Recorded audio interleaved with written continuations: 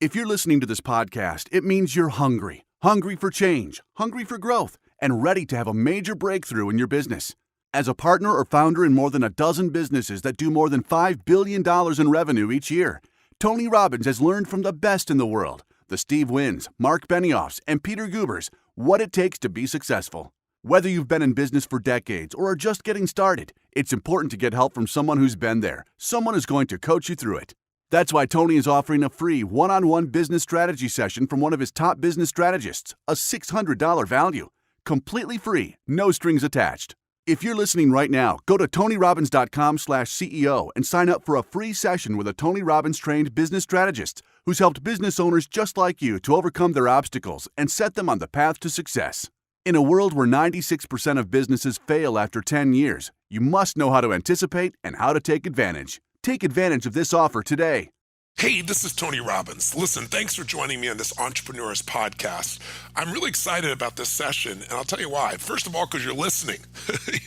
You're committed. There's so many people in the world that talk about they want to build a business, but so few people do anything.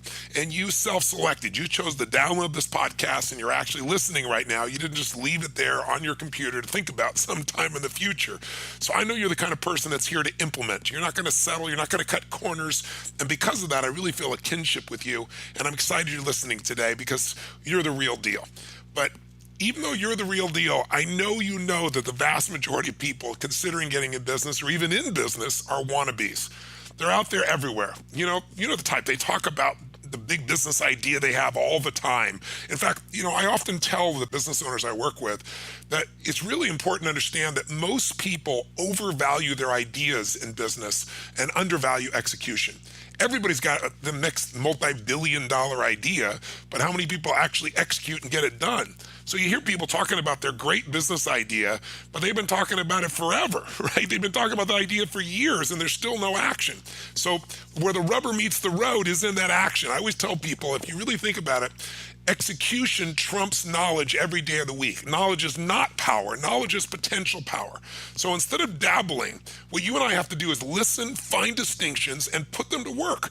But most people aren't willing to do the hard work that's necessary to be a successful business owner today. Their lips keep moving, but their feet are in the same damn place. And so that's my challenge today. So in the short time that I've got with you, my shortest live seminar is 50 hours to give you perspective. And so, we got a little less than an hour here. But I'll tell you, in those 4 days and nights, I do total immersion with people. I do it not because I want to speak for 4 days or in a business seminar 5 or 6 days, but because I think talk is cheap. But what we do there is condition people to not only understand what they're doing, but to get themselves to actually follow through. If you want to be a successful business owner, you can't dabble. You got to go out there year in and year out and do what nobody else does, execute. And look, the failure to execute is the number one reason why people fail in business.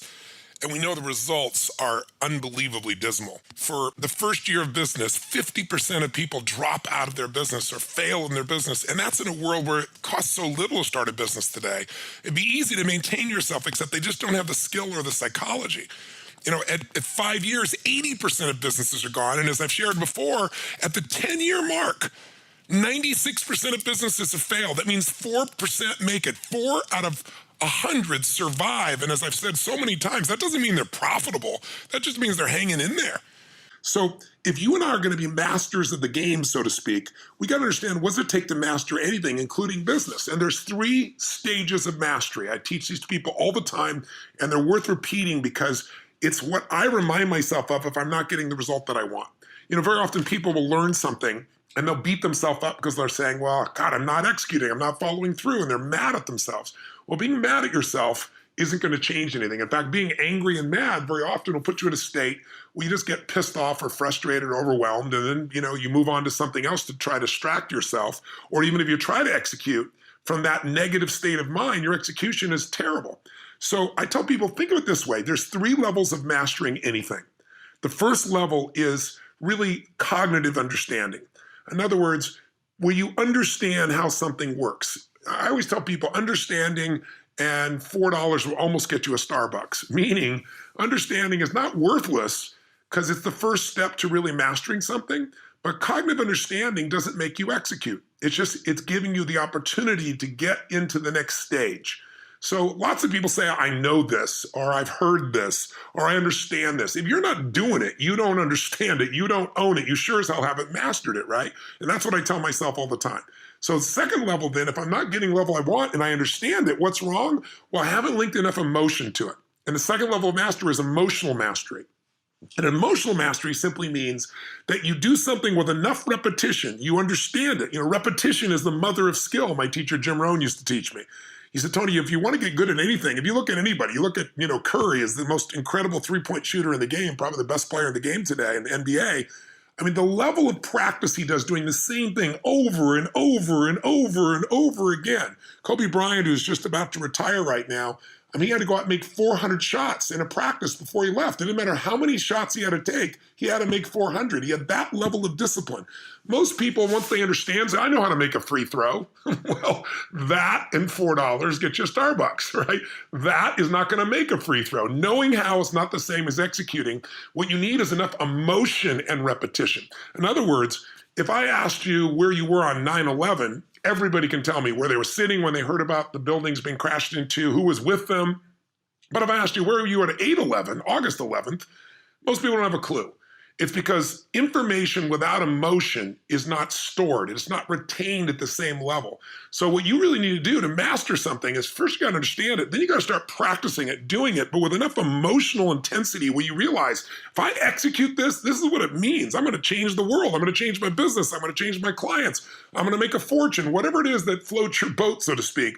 But also, if I don't do this, this is what's going to cost me. When you link enough consequences, both positive and negative, to following through and not following through, your brain's going to start applying things. Just enough repetition with enough emotion alone will get you where it starts to get in your body. And then we want to finally get to the third step of mastery. And that's what all this is about in business. You want to get to physical mastery. That third level is where you've done so many repetitions of something, and you've done it with so much emotion, you've practiced it so effectively over and over again, that now it's effortless. You don't even think about it. You just execute. It just occurs. You got to train yourself to do that. But if you do it with enough emotion, enough consistency, you'll get to that third level. And that's where everybody comes by and thinks you're a genius. That's when everybody raves about how extraordinary you are or how lucky you are. And they don't understand that everything you were being rewarded for in public is because you practice your ass off in private. Leaders are not born, they're created. Now, sometimes people think leaders are born because it's a personality type, but if you really look at it, there are all kinds of leaders. There are outrageous, intense, passionate leaders. There are quiet, more internal leaders, but they lead as thought leaders. They lead by example. The best leader is someone who's being their true self. They have something that they're driven by. There's something they want to serve greater than themselves. And they're able to inspire other people to go on that journey with them and give their best on a consistent basis, even when the leader's not there. Management is getting people to do things while you observe them. Anyone can manage. But if you're going to build a successful business and you're going to end up not being a business operator who's stressed all the time because you're doing everything, and you become a business owner who can be gone and things are still going well, that's a person that has not only been a great leader, but they've developed great leaders as well. And great entrepreneurs at the most elite level are great leaders because they practice this deep practice. They don't just learn something intellectually. They figure out, how am I going to use it? How am I going to apply it? Let's apply it again. Let's get better and better until this literally becomes a part of me. So what we're about to do is we're going to spend an hour together. And that probably sounds like a long time, especially online for people today. But I know you're the real deal and you're not going to cut corners. So what we're going to do today is really work on seeing if we can't start creating an integration. Whenever people tell me, I want to have a work-life balance, and they're an entrepreneur, or they tell me I got into business so I could have more free time, I usually laugh. That's like saying, you want to have a child so you can have more free time. But what is possible is not work-life balance. That's an illusion. That's a wannabe or a dabbler's approach. What you really want is work-life integration, where you were able to work your ass off and enjoy your work. It's really a mission for you. And the people and the environment that you live in is a part of it. That's really what the opportunity is here, I think, for you. And that's what this podcast is really about to a great extent. So if we're going to be fulfilled, this podcast can offer you some massive value, because I really think what you can learn here in just 60 minutes is not just some business jargon, because talk's cheap, but really what we're going to learn is a way of looking at your business that I think can take you to the next level. So let's get to our guest for this session, Noah Kagan. Noah was employee number 30 at Facebook when things were literally just getting off the ground. I mean, he has a level of history and understanding of what a growth business looks like that few people can compare with. And he then headed marketing at Mint.com before it was sold to Intuit for just under $200 million less than 2 years later. He went on to create AppSumo, and he heads up a blog and an online course aimed to help budding entrepreneurs take action and really start getting results. And what I love most about Noah is he knows the 80-20 rule, that when it comes to business, 80% of your success is psychology and 20% is mechanics. The chokehold in any business, I always tell people, is always the leader, the business owner. So it takes hunger to push yourself to master something new. And if you got that hunger now, let's step in and let's begin to learn what does it take so you're not the wannabe, but you're the person producing the results. You're the person living the dream, not talking about it. So let's begin. Let's introduce you here to Noah Kagan.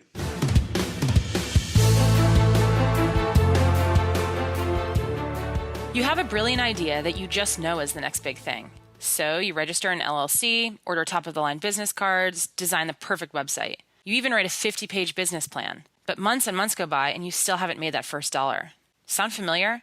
This is the story of thousands of aspiring entrepreneurs who never truly put their ideas into action and never get any further than where they started. In fact, all they really ever achieve is the title wantrepreneur. If you've never heard the term wantrepreneur, it's basically anyone who spends their time and money on everything else except creating a real business. They focus on the external factors like the business cards, the logo, the website, which may be necessary components of your business down the line, but none of these will make that first sale. Real entrepreneurs, in comparison, care about one thing: building a product or service that people want. That doesn't mean they won't build a website or worry about marketing. They just aren't focused on that. They're concerned with addressing pain points, providing real customer value proposition, and creating a scalable, profitable, and sustainable model. Here to talk more about what it takes to become a true entrepreneur is the founder of AppSumo, Noah Kagan. Noah has quite the resume. He was employee number 30 at Facebook. He headed up marketing at Mint.com before it was sold for $170 million to Intuit. And his popular course, monthly1k.com, helps budding entrepreneurs take action, validate their ideas, and launch businesses. He keeps a personal blog at okdork.com, focusing on startups, marketing, and self-exploration. Noah, thanks for joining us. Thank you, ladies, for having me. I normally say you guys, but you're not guys. Good point. It's okay. It's gender neutral. Hey, you people. Thank you very much for having me today. Nice. I want to jump right into the validation process. So there are a lot of aspiring entrepreneurs who are pouring massive amounts of money and time into their idea without validating it first. Can you speak a little bit about the importance of validating your idea before launching your business? Yeah. So what people can do instead of validating is just give me all your money and I'll tell you it's stupid, and then you'll be back where you're going to be in 6 months anyways.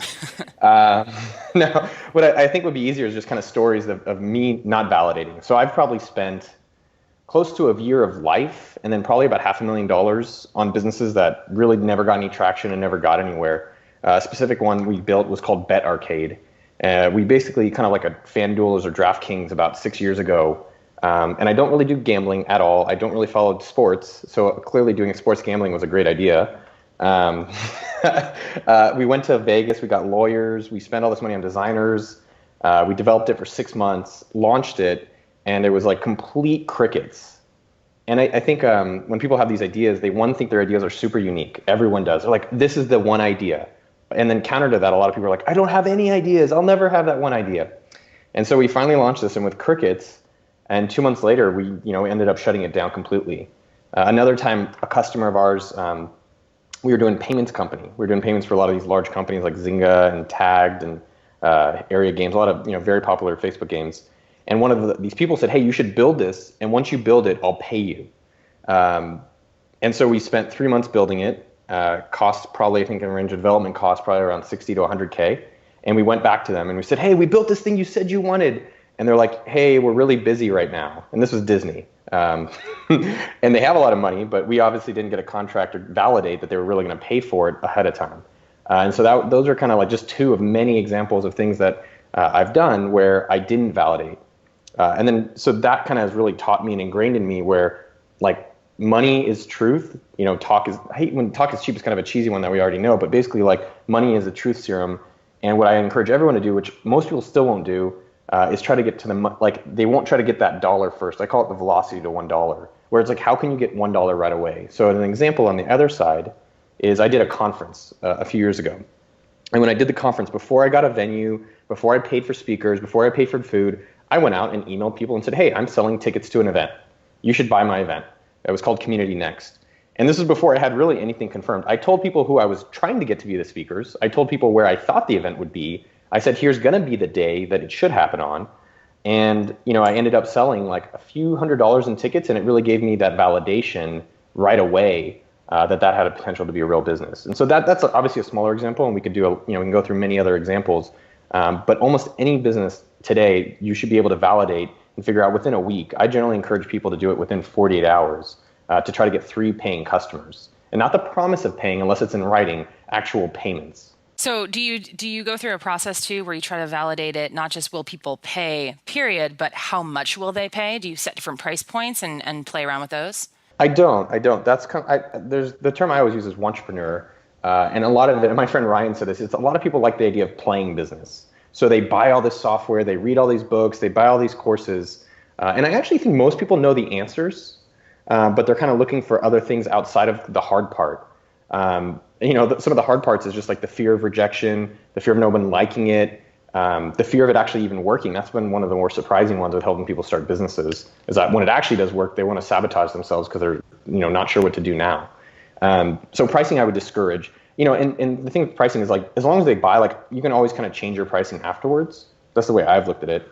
And most of our businesses like SumoMe.com, which is our marketing tools for websites, it helps websites grow. We've changed our pricing now 6 times in 2 years, or in about a year and a half, excuse me. And like MailChimp, which everyone knows and a lot of people use, if you read their blog, they've changed their pricing 10 times or even more in those in their years that they've been around. The point though is that people are actually willing to get their credit card, their cash out of their wallet, the hard-earned money, and exchange that for the value of the product or service that you're trying to provide. Yeah. And I think a lot of people have fear too that if they change their prices that they'll be perceived as inconsistent, but consumers have such a short memory. Like they're not going to remember how much they paid for it. Well, I think part of that as well is being candid with people, right? So if a buddy of mine runs a SaaS company and your best customers are the ones you already have. And so instead of trying to always work on new customers, he told me, he's like, what I do is I go to, he doesn't do this frequently, but he goes to his current customers. He said, hey guys, we're trying to be a sustainable business. We built all these new features. We need to raise the price a little bit more to this number to make it work for you. Unless you have any problems with it, I'm changing it in 2 weeks. And he doesn't do this every month, but he does this about once a year. And he hardly uses any customers, and he significantly grows his business through doing that. 2 examples of things that will be relevant to this as well, in regards to pricing, is one, whenever you're trying to validate or start a business, I always encourage people to do a quick spreadsheet. Google Docs is free. You can even do it on pen and paper. And so I started a jerky business called Sumo Jerky, and I did it in 24 hours. I didn't use any of my connections. I didn't use any of my network. I didn't use, I have this big following. I didn't use any of it. I literally just used zero. I spent, the beginning of it, I made a quick spreadsheet to say, all right, well, what price do I need to be to make $1,000 profit in 24 hours? And that helped me choose $20 per jerky bag. And so that was kind of like, all right, well, I know I need to do that. And then through doing that spreadsheet, I realized like, no way can I sell, 50 or whatever the number is to get to the $1,000 of profit. Or it was more than 50 to get profit actually. So I realized then I had to do subscriptions and I had to do corporate sales. So selling to like office managers. So I think if you do a quick model, it doesn't have to be super complicated. Don't call up your banker friends. But that actually gave me a lot more clarity into like, all right, what price points make sense for the customer that I thought was reasonable. A lot of times with pricing, we've done a lot of price testing at AppSumo. We've built very complicated engines that do it.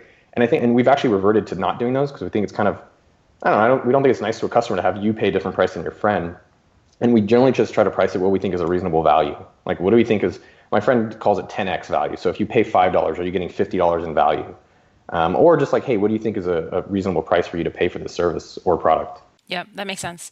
So you mentioned earlier that you really, people get so hung up on the product. And Tony says this too. He's like, people don't care about your product. You're the only one who cares about your product. It's really more about the customer. So you really need to figure out who your client is. Do you have any recommendations for people who are starting out? Like, how do you identify that client? Who the customer is? Yeah, who the customer is, exactly. Well, so I can speak from examples. When I did, AppSumo, a lot of times this is where I think people get misled. The easiest customer to satisfy is yourself. And I think where a lot of new entrepreneurs or people just getting going is that they focus more on the opportunity than actually solving a problem that they're interested in. Because I think when you're solving something that you personally want, you'll stick with it longer when there's harder times, which is inevitable. Even now, we're a multi-million dollar company, and we have an amazing team, all this stuff. We still go through challenges. So I don't generally try to like focus on people or products that don't really serve something that I have understanding of. So like AppSumo started targeting startups. So I knew exactly where startups were because I was one. With Sumo Jerky, I knew it was kind of a healthy, delicious, kind of more for like kind of fitness people. So I basically went on Facebook and looked at all my friends who had like fitness categories tagged. And I went to my fitness groups. And I went to maybe some entrepreneur groups that had like office snacks. And so I kind of targeted more people like myself, and that made it a lot easier. I think that's generally what I would encourage more people to do. I think a lot of people that go for the opportunities, it's fleeting. And then once you kind of hit some bumps, like you quit really easily. Yeah, that's a good point. But if it's your passion, you're more likely to stick with it because it's closer to your heart. You hear all these different arguments about passion versus not passion. Just like, I think an easy way of defining it is like, do something that you wouldn't quit on. Mm-hmm. Like do something that you're like, I'll just keep doing this until I get it because I just really want it. So like AppSumo, it's like, I just would promote things anyways for free. Or like SumoMe, which is our main product, our main flagship product. Like we serve people who have businesses online that want to grow their businesses, and that's who we are. And we built the tools for ourselves. And so it's easier to understand like the needs and wants, and like, with marketing, as we'll talk about a little bit in specific examples, marketing is really who and where. That's it. And so if I already know who the people are, because that's me, I also have a pretty darn good understanding of where they are too. Yep.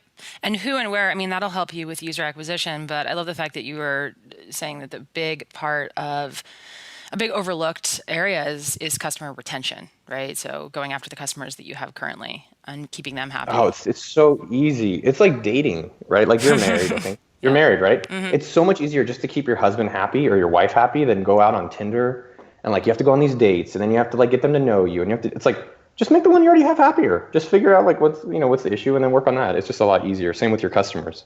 Yep. I was just only going to add one funny piece to the story and I can show you, actually I've done some newer businesses that I've helped some friends do where I was completely removed. So I didn't use any of my, promotion.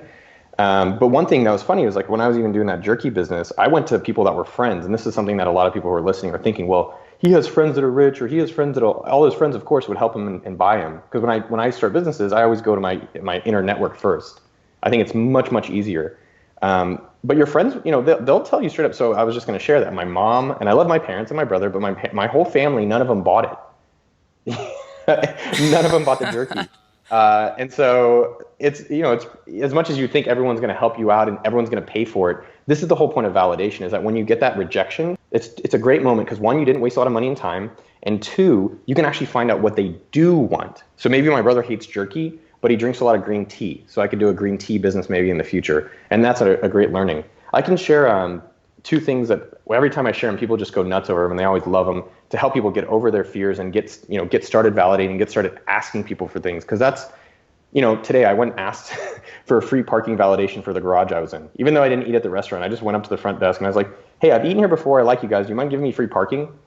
And, I was a little scared, but I also was like, no, you got to put yourself in these uncomfortable places to get comfortable asking. Yeah. Because really that's all business is. You're asking for money in exchange for what you're providing. So I can give a few kind of like challenges that people always seem to like if you want. Yeah, that'd be great. So number one, it's called the coffee challenge. This is kind of like our signature one.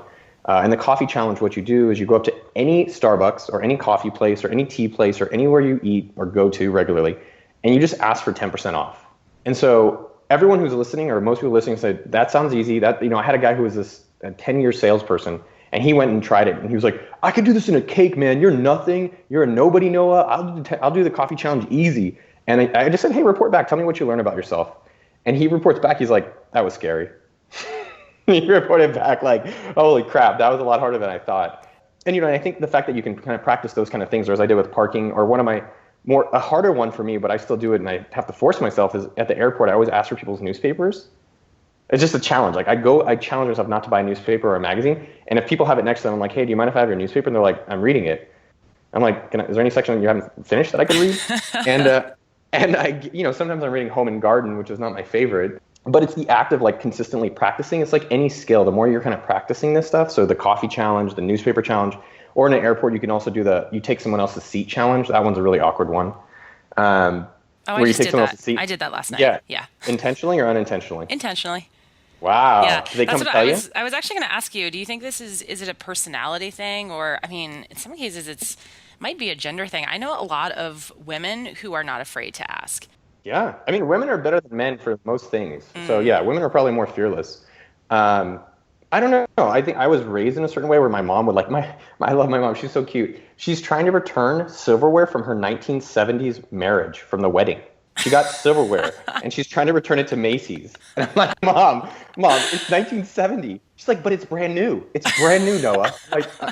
Like, you serious? Mom, melt it down, sell it on the black market. Who knows? And then I don't know, just like so. I grew up with that kind yeah, of but if she's convinced and she goes in and she speaks to the salesperson, she could probably convince the salesperson. So I completely see where you're coming from. It really is all about if you think you're right and you have confidence when you ask, that transfers over to the other person and they start feeling that confidence too. Like, yeah, of course, that makes perfect sense. Of course, we're going to give that to him.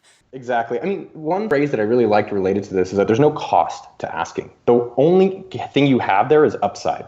That's it. And then it's like, well, if there's no cost and I have no loss, so why don't I just do this? And all I have is potential to get something more than I have. So coming back to the business part of it, is like it's a muscle, just like going to the gym, just like public speaking, just like anything you want to learn. The more you kind of practice going out there and asking for things and failing and getting over being rejected, it makes it a lot easier when you're going out and starting new businesses.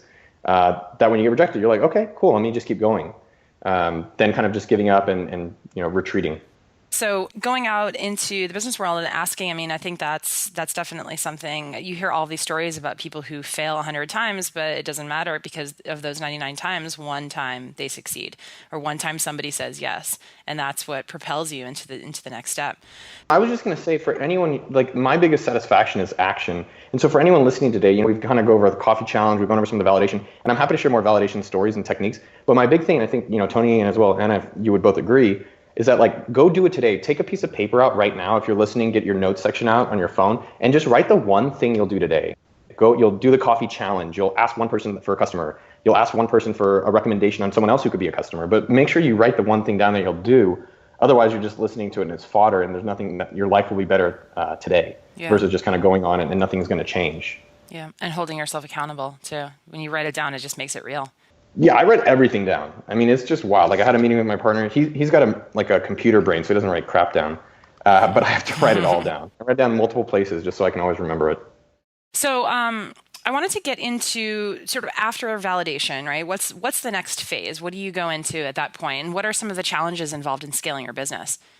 Yeah, so let me give you another example of a recent business, because I feel like the examples and like the specific tactics are, I don't know, that's what I always like hearing. So we started a new site recently called, we've done two. One's sleepsumo.com and one's called routertaco.com.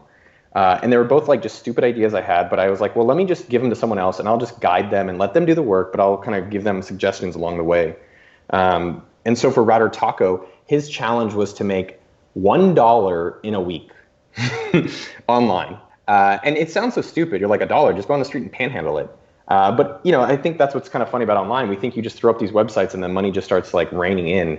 And it only happens like now we're a multi-million-dollar business, but that's 6 years later. I think that people need to be willing to commit 6 months of suffering and hard work to actually get results. And that's what most people aren't willing to do. And that's why they don't have what they want. So with him, it was validating, can I get $1 in a week online? And he did. Okay, so now for him, the idea, and I can go through other examples like with SumoMe and AppSumo, how do you get that $1 to $10? So a lot of times people talk about 10x. What I like to do is like, all right, how do we have a spreadsheet about where we want to be within about a year time frame? So I make a very simple spreadsheet. I say, if my goal for this site, his goal is to get to $100 a month now in 3 months, right? So what you need to do is make a spreadsheet of like, at the end of every week, where do I need to be? And then on a daily basis, you need to be checking against yourself, like, hey, how close I am to the target of where I need to be by the end of this week. And then you can make adjustments accordingly. And that's what we do with SumoMe.com. We have a specific revenue goal for the end of the year. And we've broken it down to a monthly basis. And then on a daily basis, I check to see how we're doing. And every week I rejigger. So what that means is on Mondays, I'm looking at our numbers and how we're trending towards our goal. And then I either do more things, like I go to our content team. Sarah's running an amazing job at our content team. And I say, Sarah, you guys did this. It worked really well last week, like the sales email we did. Guess what? They're doing it again this week. Or the paid marketing side. That hasn't worked as well. So maybe I'm turning down some of my paid marketing. But sales side is actually showing promise. So it's like, all right, now let's try to hire actually a second person. And the analogy that I always use and I like, it's like going anywhere. It's like going to a destination. So you guys are in beautiful San Diego, California. Let's say I wanted to drive there so I can get my California burrito. What I would do is that I would look on the map where it is, so I know my goal, right? And then and this is kind of stuff where it helps people really see it, where now you know where your goal is. Now you just have to get the directions of the most efficient way and effective way for you to get to that end destination. So is it flying? Is it driving? Is it bicycling? Is it unicycling? I don't know, other things. And then you find the most effective path. And then as you're going along the path, you need to check your GPS to see if you're going, the plan that you said. And maybe there's a few better ways and maybe there's not. And so that's kind of, I think, where most people are missing out on. The second piece, so one, have kind of a clear roadmap of where you want to go and how you're going to get there, right?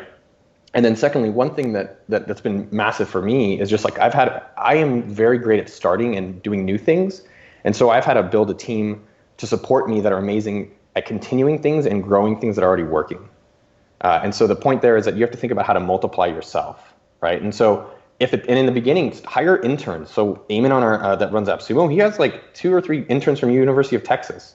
There's a bunch of people who need stuff for their resume. There's a bunch of people on Craigslist who will help you with free work with the idea that they'll get paid. So we started that, and eventually, especially if you have no money, don't pay a lot. And then as you get more money, you can hire, like we have now, like really high quality people. And so the idea of just thinking about multiplying yourself, that with the roadmap are kind of the key, I would say, key fundamentals for thinking about scaling your business, which is like, what is working in the business that I can do more of? That's part of the roadmap. And then making sure you have amazing people around you. One of the books I'd say that's helped me a lot with that is like Mastering the Rockefeller Habits. Mm-hmm. That was a really strong book. I'm sure a bunch of Tony's books will help as well, but that's one that I've read in the past that I just really identified with. Another one, like if you look at a lot of the famous biographies, like Elon is kind of a more recent one, but Steve Jobs or any of these guys who've built impressive things, they didn't build it by themselves, right? So what they did was went out and actually like they were the best recruiters and found the best people or identified the best people around them and brought them in to help create something bigger than they could by themselves. So you mentioned you're getting interns from like local universities, and a lot of people have challenges with that. Like, how do you identify top talent? And I mean, I know if you get smart, resourceful people, their training is more minimal. But what are some of do you have any kind of like tips for people to be able to surround themselves with top talent? Yeah, recruiting is like finding a good man. They're hard to find. It's tough and it takes effort. So think about if you're wanting to hire really great people, it's a very clear function of how much input you're getting is how well of the output you're going to get of great people. Mm-hmm. And that's the simplest way of understanding it. More importantly, your mindset needs to be, I'm going to put in a lot of time. This is the most important thing if it is. And then the result of that will be you'll get the best people available. So things that I've done that have helped, our company, SumoMe.com and AppSumo.com with recruiting. Number one, you've got to do it on a regular basis. So what we've done incorrectly a lot of the time is we start recruiting when we need the people, not before we need the people. Mm-hmm. So if you're looking like, hey, I'm going to need someone, you need to start recruiting 3 months before you think you need that, because you're starting and then you'll be 3 months behind if you start too late. So start earlier. Secondly, throw events. So I used to host more events. Like if you're in a new city, just like, hey, I'm going to pay for drinks and do it during happy hour at the cheapest bar.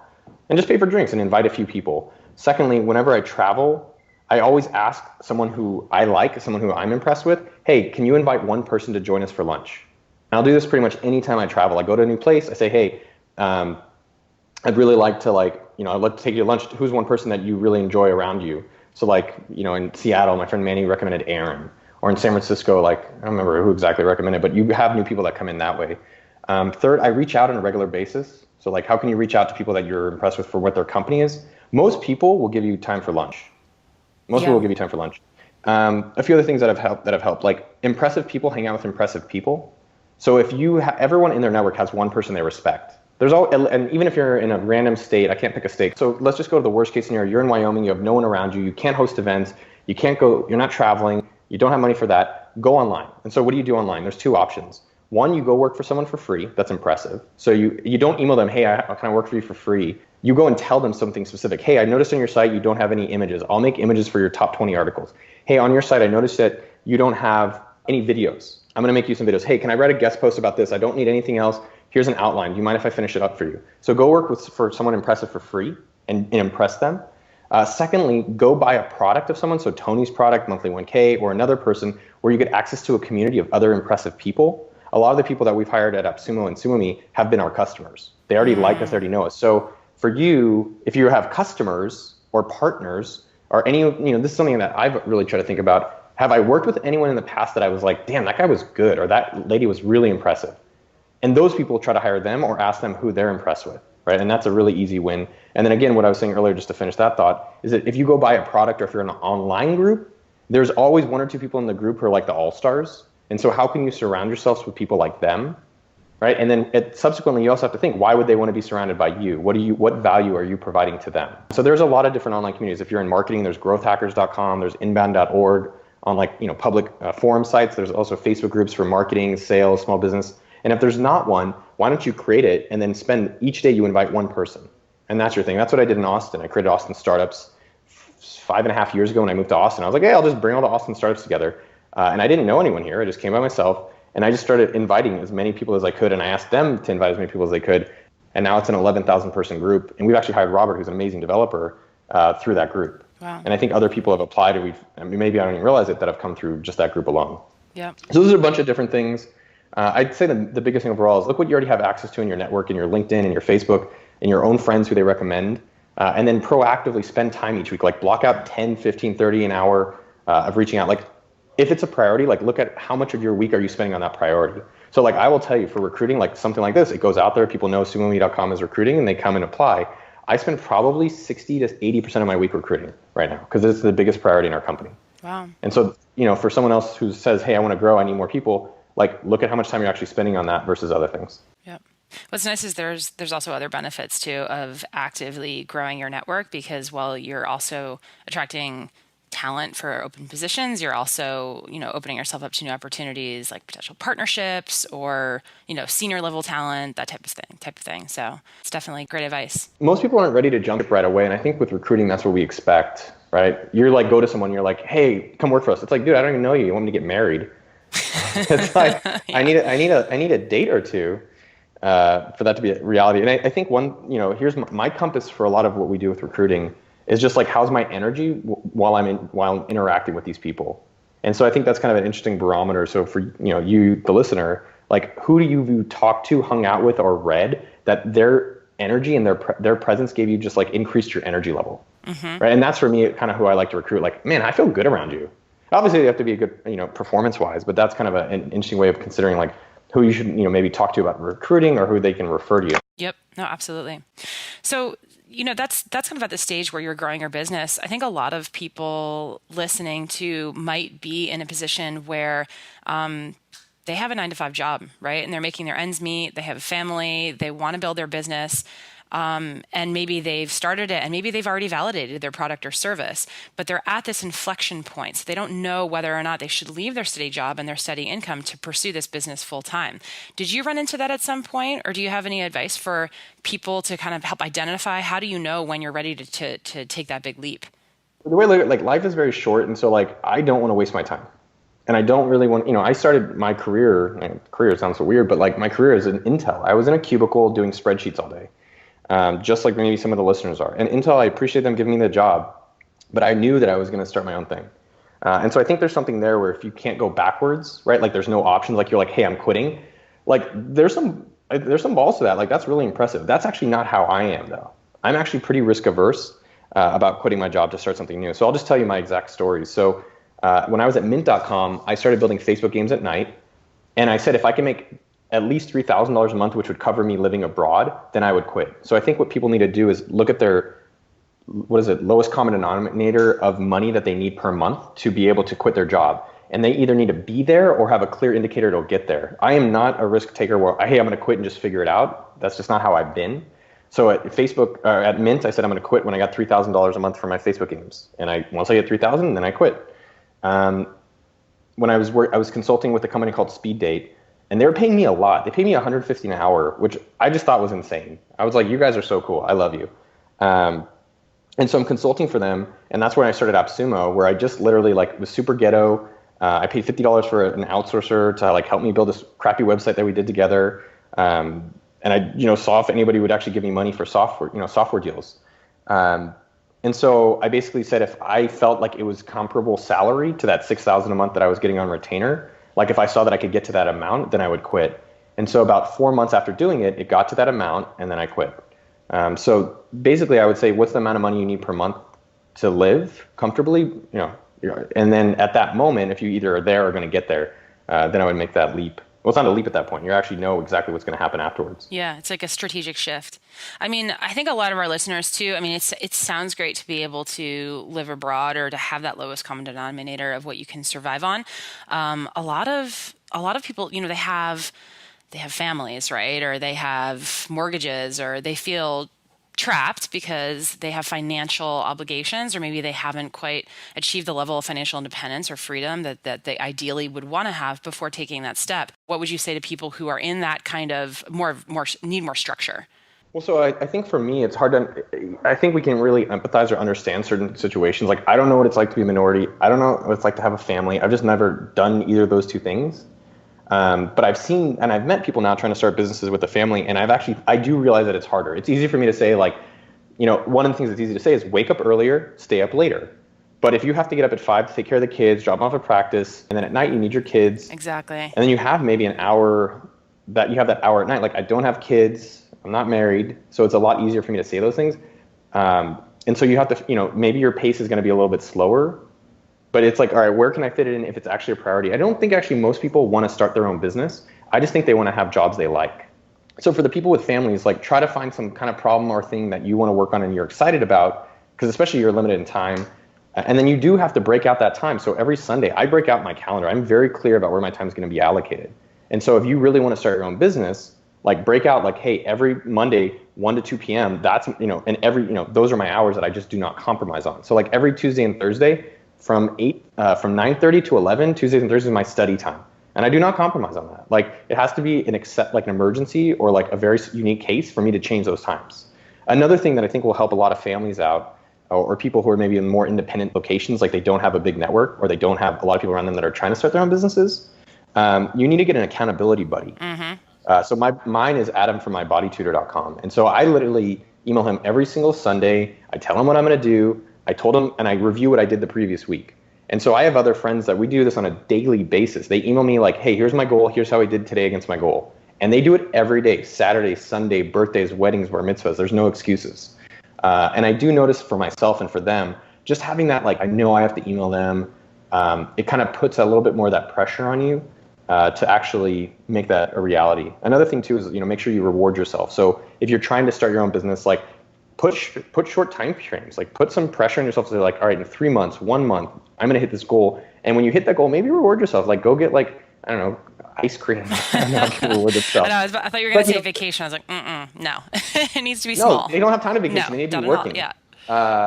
And I think the other thing, so yes, reward yourself. And I think the other thing too is that especially if you're in a family, if you're strapped for time, if you don't have a bunch of capital, you really need to be prioritizing. You need to be not necessarily just consuming things. You need to be really thinking, am I consuming or am I producing? And your time, for the most part, especially in these early phases, you're a producer. You are figuring out what people want. You are giving them that, and above that, and you are continually trying to figure out, how do I make this repeatable? Another thing that actually Gary Vee mentioned to a friend of mine, which I thought was an interesting thing about relationships, to your point, Anna, is that you have to make sure you have the right partner. So I don't think you can divorce your husband or your wife, but you need to make sure, and this is what Gary said, and I thought it was a pretty good point, which is you need to either have a fullback, and so that means that your partner is like in the play with you. They're like helping with the business. So I met like Scott from happentoyourcareer.com. I think it's happentoyourcareer.com, Scott, and his wife is with him, and she does the back office and he does the front office, and they're a great team that way. So either you have a fullback partner or you have a cheerleader, cheerleader. Mm-hmm. I was making sure that was unisex. I was like a cheer person, a cheer man. Yeah. Yeah, we can't say anything nowadays. And so anyways, make sure it's someone on the side who is just like, yo, if you need to go out at 3 a.m. to go to, not for partying, but to go to meet a potential client, they're actually like helping press your pants or press your skirt. Yeah. They're like, hey, you need to go out there and do that. And that's kind of making sure that you have the right partner that's aligned for the goals that you want. Yeah. And to make sure that you are rewarding yourself, or they're helping to reward you too. Yeah, I mean, it's so easy not to be satisfied. Yeah. It's so easy, even with us, like we do really well. We have a great team. We have co-offices. We take team vacations. Like, we're going to Chicago in a few months. And, I do have, like, I appreciate my girlfriend where she comes like, dude, you're doing so well. And sometimes when you're kind of in the fishbowl, you don't get to see from the outside. Mm-hmm. So it is nice to have a partner who's either being really supportive. They should always be supportive, but either in the plays with you or on the sidelines, encouraging you. Yep. Well, especially because so building a business is probably one of the hardest things that you can do. So I want to talk a little bit about the mental and emotional stakes, right? So when you're trying to bring an idea into fruition, there's a lot of doubt and there's a lot of apprehension because you know the odds are stacked against you.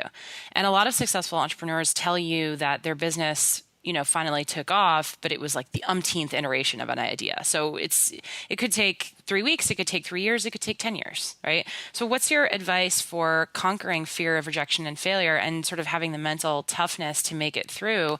I mean, what is probably one of the most difficult things to undertake? I mean, number one, do the challenges that we talked about.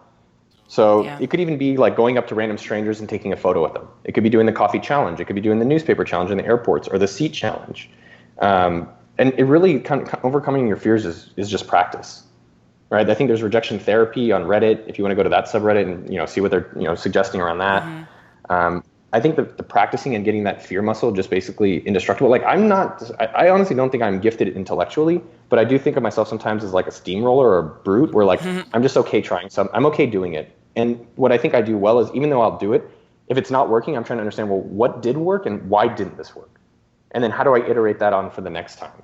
So with like AppSumo, for instance, I just like emailed someone. I said, hey, can you give me a product and I'll promote it? So we do it in like a group on like a daily deal or weekly deal for products. And I just emailed and said, hey, can I just sell it and I'll give you $7 for every one I sell? And he said, sure. Or recently I asked a company if I could have some free credit for our hosting. And they said, sure. After 4 emails, they gave us $10,000. And I was like, you guys are awesome. And so I think number one, you got to just practice asking. And you got to overcome that fear. That's why when we did Monthly 1K, fear and being comfortable asking for things was like the number one thing that we were not expecting to teach people. It was the number one thing because people were so scared to ask people for money for an exchange of something. And the second thing, as I said earlier, I just think you need to work on problems and things that you're interested in, because that makes it just a lot easier for you to make them a reality. And you also know exactly how to make them. And so if you're trying to start a business, like coming back to some of the newer people, like go and see how you can do it within give yourself a shorter time frame. So like maybe it's $30 in 30 days, or it's like $1 in 1 day. And I know it only sounds like $1, but I promise you, when you get that first PayPal email that's like you got paid, like that email, that first one is just like a game changer. That kind of gives you so much momentum and confidence to keep moving forward and then moving on and saying, all right, well, I got my first $1. All right, now how do I get the second one? So just like with Router Taco, it's like he got his first $1. Now he's like, he's more motivated to do more things to actually grow that business and get that going even further. Yep. So those small shifts that you make to constantly improve, that's a great way to build momentum, right? And to maintain a certain level of energy toward your business. Have you personally gone through periods where you sort of lose that momentum? And then what would you say to people too who are kind of going through a down period where, maybe things seem great on the outside, because that's kind of the nature of being an entrepreneur, right? Is you're like, yeah, everything's great. Like you don't really talk openly about your problems because you're just focusing on solving them. But how do you cope with things when everything's not all hunky dory, right? And you're pictures of you on a beach, that was taken from like 3 years ago. What? I know. I have to just keep photoshopping more hair in because my hair's falling out. Yeah. Like, oh, look, remember when I had long Fabio hair? So a few things around that. I've definitely go through my dark days. And I think it's like, even during my week, like, so there's 5 work days a week, technically. And I'd say probably one of those 5 is just like an awesome day. So like, let's say last Friday, the development and design team pushed out amazing new features on SumoMe. We went for a team outing for golfing, Top Golf in Austin. And it was just one of these days where I'm like, it's just good to be alive. I was like, cue the Drake song and let's party. But the other 4 days, it's just a lot of grinding. And so sometimes I think what you have to do is take a step back and see how you're moving in the overall macro direction of where you want to go. Because I think sometimes in the micro and the day-to-day and the grind, like you just don't really see that you're making that progress. So number one, you have to know like, what's my macro and how am I moving towards that? So reviewing that on a regular basis. Number two, you kind of, and a lot of times if I'm struggling, like let's say I'm having a shitty day, all I do is I go back to the rule of 1.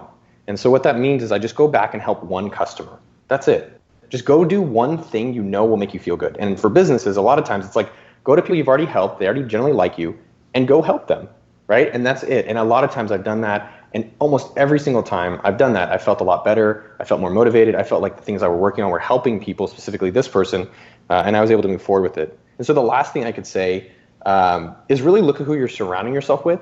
So if you're in a funk, or if you're around people that are like in funks themselves, like you shouldn't abandon them, but you should really try to put yourself. And Tony's famous thing is like you're the average of your 5 people. You're also the average of the 5 places you spend a lot of time. So if you're in an office and none of them are sharing their own businesses or none of them are motivated, like you probably need to put yourself in a better location. And I'll tell you, so like a story with Anton, it was Sunday night during this period which sucked during AppSumo.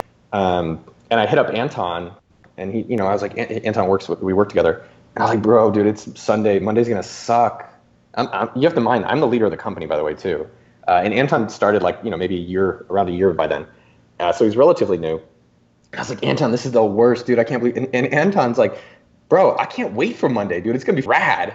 And I'm like, seriously? He's like, yeah. There's all this cool stuff to do. And that just made me want to share that with everyone listening. Where if you're going through a rough period, one, you can't hire Anton. It's taken. But my point there is like, who do you have around you to bring you up during that kind of low point? Because that's inevitable. Like if you're in a business and you don't have a low point, like I just don't think that's even possible. Or I should come work with you. I'll work for you. Like hire me, and I need to learn how you're doing that. But my point there is that it's inevitable. It's guaranteed 100% you will go through a low day, a low point with your company. And so having that kind of support network, or at least a person or two that you can count on to kind of always pick you up or give you, some love, like Adam or Anton or Neville or my brother, like that's critical. So if you don't have that, go find someone like that, and maybe even hire them one day. Yeah. So you mentioned that you're really fired up about what you're working on now. Can you talk a little bit about sort of what's on the horizon? Do you have some new stuff cooking? What do things look like for you? Yeah, so with our company, we started out AppSumo, which is the Groupon for geeks, and then we built KingSumo, which is giveaways, plugins for WordPress, and then Monthly 1K, which is how to start a business. And then SumoMe is our flagship product. So it's kind of think of it as like a triangle. It's like, here are tools in your business, here's how to start a business, and then here's how to grow your business. And so everything we focused on is with SumoMe, which are tools to grow online businesses. And so we've been working on this now a little over 2 years, and it's been really fun. Like in terms of performance, we're in the top 1% of all SaaS companies. So we've had a lot of success with the product. Wow. And more importantly, like people are using it to grow their email lists, to get more social shares. The thing I would say for us, what we've done this year, for the first half so far this year, and with SumoMe, is that instead of building a lot of new features and a lot of new applications, we've improved what we already have. And I'm going to repeat that because I think it's important. Instead of just making a bunch of new things and new toys and new novelty and new stimulation, we've gone back to our core of what people are already liking about us, which are our email tools for the most part, and really making them significantly like best in class for the market at an amazing price. So it's not as sexy. That's the hard part. A lot of times the best things for your business are not the sexy stuff. Sometimes in the kitchen, you got to do some things that like are dirty and not really fun. But at the end of the day, that's where a lot of the reward and results are going to come from. So that's where we've spent a lot of our time, which is just like making our primary tools even better. And then as a business-wise, we're trying to work on hiring salespeople to expand the company besides just online marketing, actually talking to customers verbally and growing the business that way. Yeah, that's interesting because a lot of people now are trying to get off email. But so far, like you said, social can be risky, and there hasn't been a new channel that is as solid. So it's kind of like tried and true. But it's going to be interesting to see what happens. What's the next iteration of business to consumer communication, right? Because I think there is a possibility that email could not go away, but sort of evolve into something very different. But yeah, I think the majority of businesses, right, they're not growing and using their databases in the way that they could. It's like you're married, as we talked about earlier, and it's like relying on a third party to communicate with your husband. Yeah. And you're like, well, that's silly. Why would I do that? I'm like, well, that's what you're doing now with your business. Yeah. And so I think what we do is that you want predictability and you want consistency. And if you need to have that in a business, which is important, then email is the only way that you can consistently rely on communicating with your customers and selling them and educating them on an ongoing basis. So there are other things, like everyone's all up in the Snapchat. I don't really get why all these businesses are trying to do that fully. I think there's something there, but I think email is the one that we've kind of made millions of dollars on, and we've helped other people make millions and millions of dollars on. And then that's what, in terms of trends, I would say something that I've seen a resurgence, and I think more people will start even be like, shit, I really need to make sure I'm growing my email list actively. Yeah. Well, like you said, it's direct. It crosses all sort of demographics too. Everybody's excited about Snapchat because it's millennials and it's visual, but yeah, email definitely has broader reach. Yeah, I mean, Snapchat's like the new shiny toy that everyone jumps on, and then in 6 months it'll be another toy. Like Vine was there, and then like I don't know, Meerkat and Periscope were there, and I think you can actually, if you get to a channel early, that's where you have a lot of opportunity. Sure. Like if you get Instagram super early and you take advantage of it, and same with YouTube or some of these things, but eventually the market becomes efficient, and a lot of the opportunity for subsequent people is lower. And so I think what you really have to do ultimately is just probably pick one channel that you've had some success with and really try to figure out how do you 10x and grow through one, maybe two channels for marketing. I think most people, what they do, like us, for example, we're doing a lot of Instagram marketing, Instagram.com/SumoMe if you're on your phone. And so we've spent a good amount of money doing it, and we've had pretty good success. I think we have like 60,000 followers by the time you listen to this, but we haven't seen a bunch of actual results in terms of customers. And so I think what most people do is they keep doing it, and even though they're not seeing customers, they keep doing it. And so I think what we've done well as a company is we do it, we try it out for a reasonable period of time, 3 months, 6 months, and if it's not working, then you have to pull back and then focus on another channel that you actually have seen results on. So for us, it's our blog, like sumome.com/stories. A lot of great content, a lot of people read it, and that's actually helped grow our business. So it's like, all right, well, what if we could take that time and money and put it on that? Cool. Well, is there anything else, Noah, that you want to share? I mean, I'll share one more thing, and then I do have to get going. I will share 5 things that people can do to get traffic today, because I know that's something that a lot of people who are starting out online are always like, hey, how do I get that traffic? It sounds like it's a drug. I know. Give me some traffic. You got the hookup?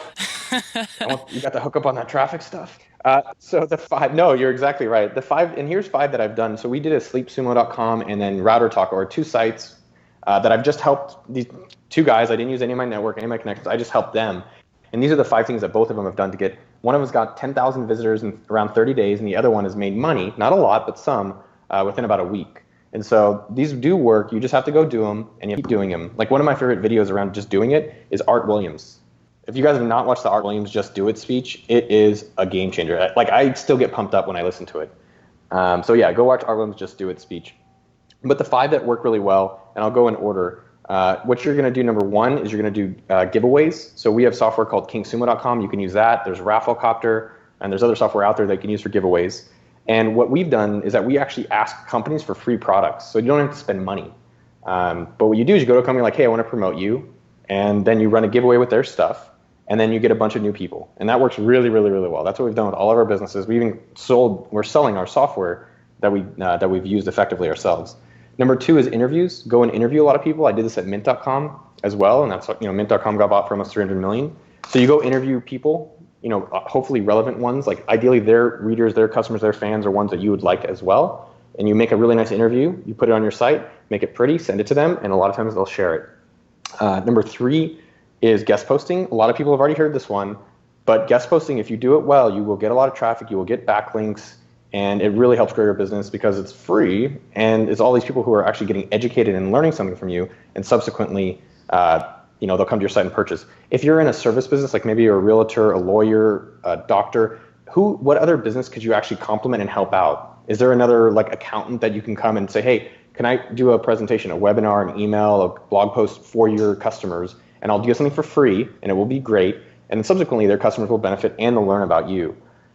You can do, that's kind of more of that's basically the same thing as this guest post concept I'm trying to talk about. Who has your customers, and then what could you do for them that they're excited to share for their customers? Like I got an email today where the guy's like, hey, Noah, I love you. Can I just do a guest post and just link to my site 100 times and you can just post it and then promote it everywhere? You're like, where's the value? I was like, yeah. That would be amazing. Oh my God. Yes. Yeah. Yes. I was like, we were definitely doing that. No, and so that's the opposite of someone, this kid, I don't even know how to pronounce his name. It's like Sakhardiev. It's an impressive name. Like I like complicated names, and that one might be it's a top 10. Nice. And so he emailed me and he said, hey, I want to work for free. Give me one problem, and I'll get it back to you within a week, and it'll be impressive. And I said, this is something I need. I need a list of every webinar software company out there. And in a week, he got me this list, and I was like, all right, well, he's like, give me more. And that's the way that it's easier for me to want to respond to him and help him and potentially either hire him or build a relationship that way or promote him in the subsequent future.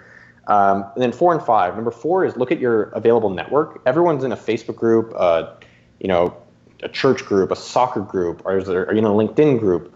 Are you have people on your phone? Most people, what they do when they start a business, Anna, is that they neglect their network. And I don't mean to go spam your network, but if you think you're doing something well, it's more than acceptable. It's almost it's like you're doing a disservice if you're not telling your friends about something. As an example, do you tell your friends about a new movie? Yes. Do you tell them about a new restaurant? Yes. So if you're doing a business or wrote a blog post or something, wouldn't you want to share it with people? If you actually think it's good. If it's not good, that's maybe on you. But if you actually think it's decent or at least great, decent to great, you're doing a disservice not to tell them as well. Yeah, and also, they're your network for a reason because you value them, but you're in their network because they value you. So they care about you. I mean, I think that's something people completely underestimate. They want to know. Yeah, no, I mean, exactly.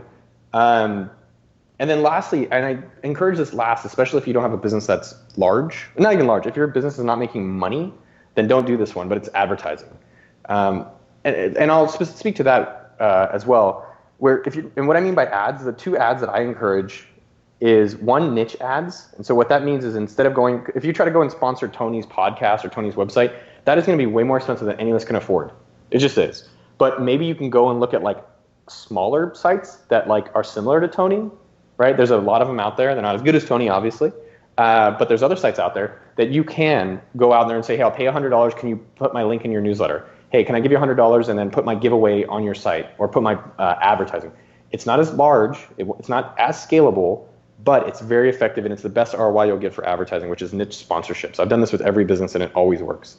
Number two, once that's working and you kind of tap that out in terms of amount of sites and people available, then I would consider Facebook or Google advertising. For me, Facebook's worked well. For others, Google. But Facebook has worked in terms of like, the amount of volume of people they have available. But I would not do that until you're actually making money on both things. Yeah, I mean, I think advertising is one of those things that scares people because there's just so many options. So that's extremely helpful because that's like a good place to start when you're at that beginning level. Yeah, I mean, and here's the ultimate thing when you're doing this marketing, and this is what I think a lot of people kind of forget, and this is what, I have to even remind myself too, which is when you're finding anything in marketing that works, do more of what works. Do more of what works. And I think that's something that you may hear, but I'll say it 3 more times. Do more of what works. Do more of what works. Do more of what works. And this is what people don't do. They're like, hey, I'm doing Instagram ads. How's that working out? I don't know. But my Snapchat or maybe my blogging or maybe my like podcast interviewing is killing it. But I'm still doing this over here. Really just focus on the things that are working. And then how can you do 2 times more, 5 times? Like I was doing advertising on SitePoint back in the day. And I was doing advertising once a month. And my advisor said, no, why aren't you doing twice a month? And I was like, well, because I don't want to bug people and it won't work. It only works once a month. He's like, well, have you done it twice a month? No. So then we did it twice a month and it worked just as well. So we ended up going to 4 times a month. And so it's not, and then eventually it got to a point where it stopped working as well and we pulled back. But my point for you is find stuff that works and how do you just do more of that and ignore the other things, at least for now, especially with marketing. Great. Well, thanks, Noah. This has been really great. I think a lot of our listeners are kind of hungry for more even. So where should they go if they want more of you? Where should they go? Oh, there's enough to share. Don't worry about that. So number one, if you're looking to grow your business, if you're making any money, you want to grow it more, go to sumome.com to use our tools and you'll be able to grow your business through that. If you want more of me, I would probably go to okdork.com and join my newsletter. And that's pretty much the only thing you can do on the site. But I also have content and things like that I share about marketing and things that I just kind of find interesting. So those are the 2 best. I'm on Twitter at Noah Kagan, Kagan. So those are probably the 3 best things. And if you haven't signed up, last one, I got to do it. Last one, if you haven't signed up for appsumo.com, it's like a Groupon for geeks. So if you're on your phone, go to appsumo.com and sign up. But number 1, Sumo Me. Number 2, okdork.com. And number 3, appsumo.com. Great. Do you have the right mindset and skills to take your business to the next level? Business Mastery is the only event in the world created by Tony Robbins to prepare you to master the mindset and skills you need in business to elevate your game. A one-of-a-kind, immersive program, Business Mastery will allow you to understand the critical factors impacting your business, then refocus and realign with the strategy and psychology you need to compete and innovate in any economy. Remember, business success is 80% psychology and 20% mechanics.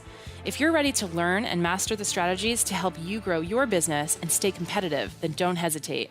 Apply for the next Business Mastery program now. Learn more about the Business Mastery event at www.tonyrobbins.com. The Tony Robbins podcast is directed by Tony Robbins, hosted by Anna York, and produced by Carrie Song. Brooks Loro is our digital editor. Tyler Culbertson is our media coordinator. Special thanks to Diane Adcock for her creative review. Our website is tonyrobbins.com/podcast, where you can listen to all of our episodes, read articles, and learn more about upcoming events. Copyright Robbins Research International.